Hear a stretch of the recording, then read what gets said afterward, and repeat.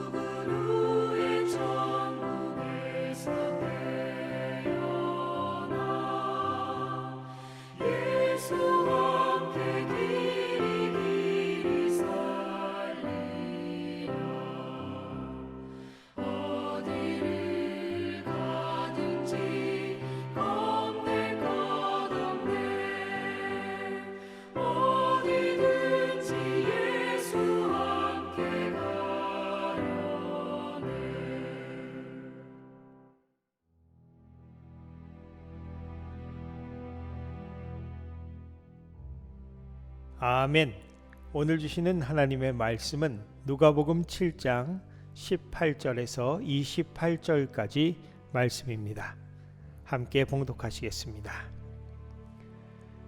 요한의 제자들이 이 모든 일을 그에게 알리니 요한이 그 제자 중 둘을 불러 주께 보내어 이르되 오실 그이가 당신이 오니까 우리가 다른 일을 기다리오리까 하라 하매 그들이 예수께 나아가 이르되 세례 요한이 우리를 보내어 당신께 여쭈어 보라고 하기를 오실 그이가 당신이 오니까 우리가 다른 일을 기다리오리까 하더이다 하니 마침 그때에 예수께서 질병과 고통과 및 악귀 들린 자를 많이 고치시며 또 많은 맹인을 보게 하신지라.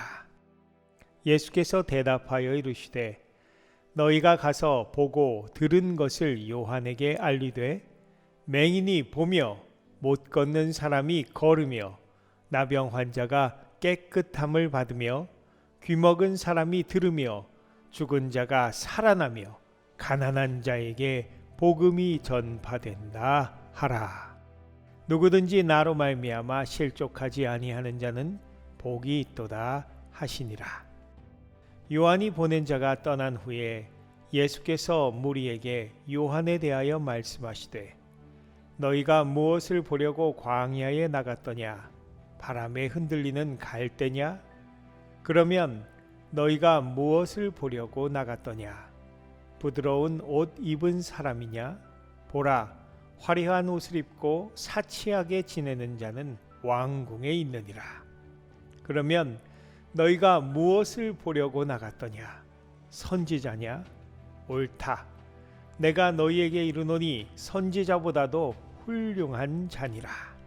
기록된 바 보라, 내가 내 사자를 내 앞에 보내노니 그가 네 앞에서 내 길을 준비하리라 한 것이 이 사람에 대한 말씀이라. 내가 너희에게 말하노니 여자가 낳은 자 중에 요한보다 큰 자가 없도다. 그러나 하나님의 나라에서는 극히 작은 자라도 그보다 크니라 하시니. 아멘. 아무리 강한 사람이라도 마음에 병이 들면 이내 겉과 속이 다 병이 들고 많은 일이 참으로 많습니다. 오늘 본문에서 세례 요한의 경우도 그렇습니다. 광야에 외치는 소리, 메시아의 길을 예비하는 자, 구약의 마지막 선지자라고 일컫는 세례 요한도 이복 동생의 아내와 불법적으로 결혼한 헤롯 안디바 왕을 책망하다가 감옥에 갇히게 된 후 두 제자를 보내 예수님께 두 가지 질문을 드리게 됩니다. 19절 말씀 함께 읽겠습니다. 요한이 그 제자 중 둘을 불러 주께 보내어 이르되 오실 그이가 당신이오니까 우리가 다른 이를 기다리오리까 하라 하매. 그렇습니다. 두 가지 질문은 첫 번째, 오실 그이가 당신이오니까, 즉 예수님이 메시아가 맞습니까? 라는 것이었고, 두 번째는 우리가 다른 이를 기다리오리까, 예수님 외에 다른 메시아를 기다려야 합니까? 하는 것이었습니다. 놀라운 일입니다. 예수님이 잉태되시기 6개월 전에 하나님의 천사를 통해 나실인으로 성별되고 모태로부터 성령이 충만한 자로 태어날 것을 예언받았으며 나이 들어 아이를 가질 수 없었던 제사장 사가랴와 엘리사벳 사이에 태어나 자라면서 광야에서 메뚜기와 석청을 먹고 가죽옷을 입고 일생을 하나님의 사람으로 살았던 세례 요한이 아닙니까? 더구나 예수님이 공생애를 시작하시기 전에 호련히 이스라엘 백성들에게 나타나 회개하라, 천국이 가까웠느니라 라고 외치며 죄사함을 받게 하는 세례를 베풀고 수많은 백성들이 그에게 나와 세례를 받았습니다. 심지어 그 중에는 유대교의 지도층인 바리새인들과 사두개인들도 있었고 세리와 로마 군인들까지 있었습니다. 세례 요한은 바리새인들과 사두개인들에게 독사의 자식들아, 누가 너희를 가리켜 임박한 진노를 피하라 하더냐? 회개에 합당한 열매를 맺으라. 스스로 말하기를 우리가 아브라함의 자손이라고 말하지 말라. 하나님은 이 돌들로도 아브라함의 자손이 되게 할 수 있느니라.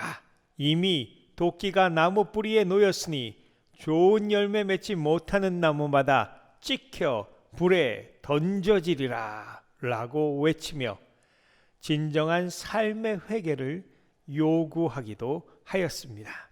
분봉왕 헤롯까지도 세례 요한을 두려워할 정도로 그의 영향력은 참으로 막강하였습니다. 공세계를 시작하신 예수님께 세례를 준 것도 세례 요한이었습니다. 처음에는 당황하며 내가 당신에게 세례를 받아야 할 터인데 당신이 내게로 오시나이까 라며 사양했지만 예수님께서 강권하심으로 세례를 행하였고 이때 하늘이 열리고 하나님의 성령이 비둘기같이 예수님의 머리 위에 임하시며 이는 내 사랑하는 자요 내 기뻐하는 자라 하시며 하나님께서는 예수님을 메시아로 공포하셨습니다. 예수님을 보고 예수님을 메시아로 공포하셨습니다. 예수님을 보고 보라 세상 죄를 지고 가는 하나님의 어린 양이로다 라고 말했던 것도 세례 요한이요 나는 너희로 회개케 하기 위하여 물로 세례를 주거니와 내 뒤에 오시는 이는 나보다 능력이 많으시니 나는 그의 신을 들기도 감당치 못하겠노라. 그는 성령과 불로 너희에게 세례를 주실 것이요 손에 키를 들고 자기의 타작마당을 정하게 하사 알곡은 모아 곳간에 들이고 쭉정이는 꺼지지 않는 불에 태우시리라. 그렇게 예언한 것도 세례 요한이었습니다. 누가복음 3장 5절에서 6절에선 모든 골짜기가 메워지고 모든 산과 작은 산이 낮아지고 굽은 길이 곧아지고 험한 길이 평탄하여질 것이요 모든 육체가 하나님의 구원하심을 보리라 함과 같으니라 라며 온 세상의 심판자요 구원자로 오실 메시아 예수님을 선포하기도 했습니다. 그런데 어찌 그 세례 요한이 제자들을 보내 이런 질문을 하게 된 것일까요? 물론 선지자 예언자라고 해서 우리와 전혀 다른 초인이나 천사는 아닙니다. 야고보서 5장 17절에도 엘리야는 우리와 성정이 같은 사람이로되 저가 비오지 않기를 간절히 기도한즉 3년 6개월 동안 비가 아니 오고 라고 하였습니다. 갈멜산에서 950대 1의 놀라운 승리를 체험했지만 사악한 여왕 이세벨에게 쫓기면서는 로뎀나무 아래서 하나님 앞에 차라리 죽여주소서라고 엘리야는 기도했습니다. 요나는 또 어떻습니까?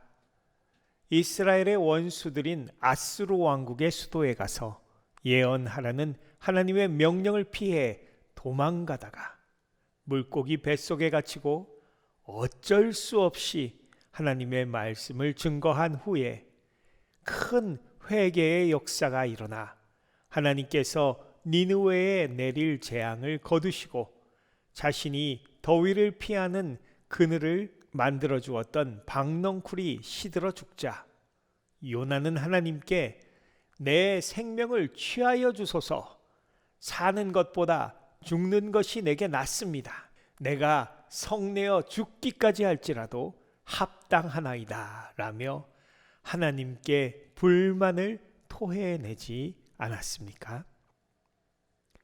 눈물의 선지자 예레미야는 이보다 더합니다.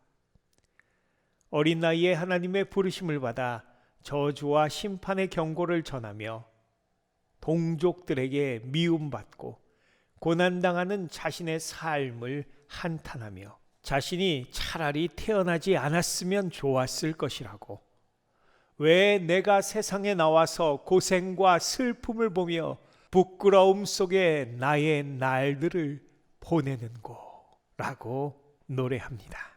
하지만 하나님께서는 이들을 심하게 책망하시거나 징계하시지 않으셨습니다. 오늘 세례 요한의 질문을 받은 예수님도 마찬가지십니다.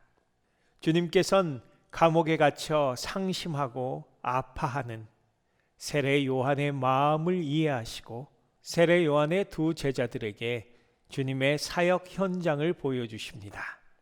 그리고 22절 말씀에 너희가 가서 보고 들은 것을 요한에게 알리되 맹인이 보며 못 걷는 사람이 걸으며 나병 환자가 깨끗함을 받으며 귀먹은 사람이 들으며 죽은 자가 살아나며 가난한 자에게 복음이 전파된다 하라라고 요한에게 자신이 메시아가 분명하시며 주님의 사역을 통해 이 땅에 하나님의 나라가 임하시는 것을 보고 전하게 하십니다. 세례 요한에게 소망을 주신 것입니다. 더불어 23절에선 누구든지 나로 말미암아 실족하지 아니하는 자는 복이 있도다 하시며 당부와 격려도 잊지 않으십니다. 또 세례 요한의 제자들이 떠난 후에도 세례 요한을 칭찬하시며 그가 최고의 선지자이고 예수님의 길을 예비한 사자이며 여자가 낳은 자 중에 요한보다 큰 자가 없도다라고 너무나 영광스러운 극찬을 하십니다. 할렐루야! 오늘 우리 가운데 주님의 일을 하다가 상심하신 분이 계시다면 세례 요한을 향한 주님의 위로가 여러분들에게 전해지시기를 축원합니다. 어쩔 수 없는 상황 때문에 어려움을 겪으며 주님께서 주신 소명에 대해 의심을 갖고 이 길이 아닌가? 내가 혹시 엉뚱한 일을 하고 있었나? 라고 의심하고 있다면 오늘 확실한 말씀으로 응답하시며 주님이 주님 되심으로 인해 소망의 빛을 비춰주시는 놀라운 역사가 있으시기를 사랑의 주님 우리 주 예수 그리스도의 이름으로 축원합니다. 마지막으로 28절 끝부분에 주님께서 그러나 하나님의 나라에서는 극히 작은 자라도 그보다 크니라 라고 말씀하셨습니다. 이 말씀이 무엇입니까? 우리가 천국에서 세례 요한보다 더 위대하다는 것입니까? 그럴 수 없습니다. 모태로부터 성령 충만한 나실인으로 태어나 일생을 주님께 헌신했고 너무나 겸손한 태도로 주님을 섬겼으며 자신의 제자들이 예수님을 따라갈 때도 오히려 신부를 취하는 자는 신랑이나 서서 신랑의 음성을 듣는 친구가 크게 기뻐하나니 나는 이러한 기쁨이 충만하였노라. 그는 흥하여야 하겠고 나는 쇠하여야 하리라.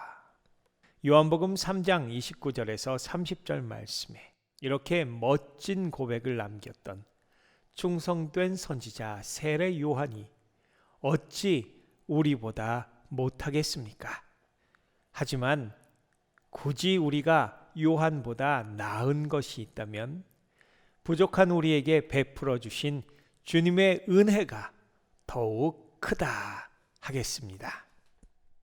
세례 요한은 구약의 마지막 선지자로서 구약의 하나님의 종들과 같이 예수님의 오심을 고대하며 예언하였지만 실제로 예수님의 죽음과 속죄, 부활과 성령 강림을 생시에 체험하지는 못하였기 때문에 그것으로 인해서는 우리를 부러워할 만하다라고 하겠습니다.